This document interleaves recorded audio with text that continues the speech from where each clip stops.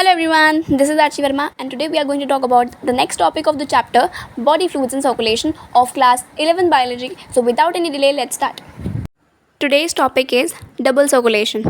पूरा pathway discuss करते हैं. सबसे पहले लेफ्ट एट्रियम में जो ब्लड आएगा वो आएगा लंग्स से और ऑक्सीजनेटेड ब्लड होगा और ये जो ऑक्सी ब्लड होगा वो लेकर के आने वाली जो वेन होगी उसका नाम है pulmonary vein. Basic difference arteries और वेन्स का हमने थोड़ा थोड़ा देख लिया था, लेकिन और थोड़ी चीज़ें बता देती हूँ.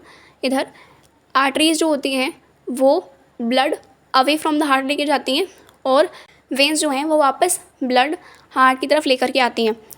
Arteries mostly accept pulmonary artery oxy blood carry करती हैं and veins mostly deoxy blood carry करती हैं एक्सेप्ट पल्मोनरी वेन. राइट, ये थोड़ा बहुत डिफरेंस था. बाकी वो ल्यूमेन बड़ा होता है in the case of when, वो हमने कल देख लिया था. वापस डबल सर्कुलेशन पे आते हैं. लंग्स के पास जो डीऑक्सी ब्लड आया था स्टार्टिंग में वो अब ऑक्सी हो गया है और वो ऑक्सी ब्लड वो पल्मोनरी वेन लेकर के आएगी लेफ़्ट एट्रियम की तरफ. लेफ़्ट एट्रियम से लेफ़्ट वेंट्रिकल की तरफ जाएगा.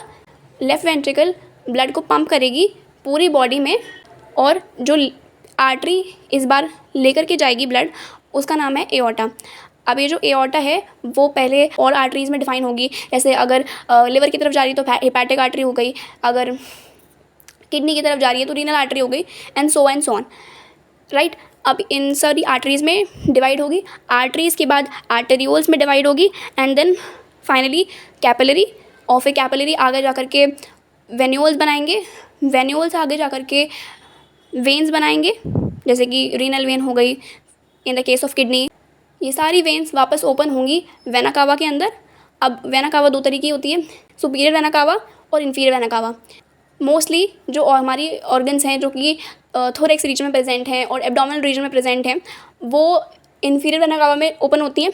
और जो हमारा हेड वाला रीजन है ना, जो सुपीरियर पार्ट के लाएगा हार्ट से या बोलते तो थोरेक्स रीजन से, वो सारा का सारा सुपीरियर वेना कावा के में आकर के अपना ब्लड ड्रेन करेगा. अब ये सुपीरियर वेना कावा या फिर जो भी वेना कावा अल्टीमेटली खुल रही है वो खुलेगी हमारी राइट एट्रियम के अंदर. राइट एट्रियम अपना ब्लड डालेगी राइट वेंट्रिकल के अंदर. राइट वेंट्रिकल से जो ब्लड है वो पल्मोनरी आर्टरी के थ्रू आगे चला जाएगा टुवर्ड्स द लंग्स और वहाँ पे ये जो डीऑक्सी ब्लड आया है वो ऑक्सी में कन्वर्ट होगा और वापस पल्मोनरी वेन के थ्रू हमारी लेफ्ट एट्रियम में आ जाएगा.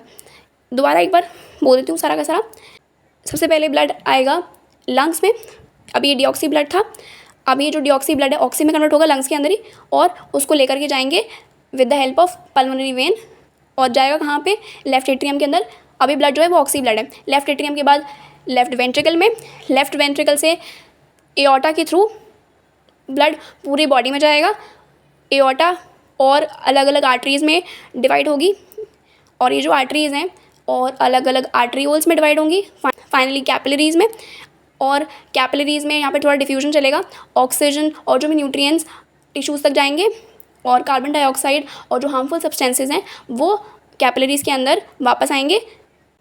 और ये जो डीऑक्सी ब्लड आया है अब ये वापस वेन्यूल्स में, फिर वेन्स में और फिर वेना कावा के थ्रू राइट एट्रियम में जाएगा. राइट एट्रियम के बाद राइट वेंट्रिकल में जाएगा.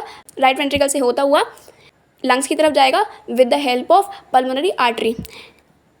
अब पल्मोनरी सर्कुलेशन के बारे में बात कर लेते हैं. पल्मोनरी सर्कुलेशन का मतलब होता है जब हमारा ब्लड जो डीऑक्सी ब्लड था वो पल्मोनरी आर्टरी से जाएगा लंग्स की तरफ, लंग्स से फिर आएगा राइट लेफ्ट एट्रियम में with the help of pulmonary vein.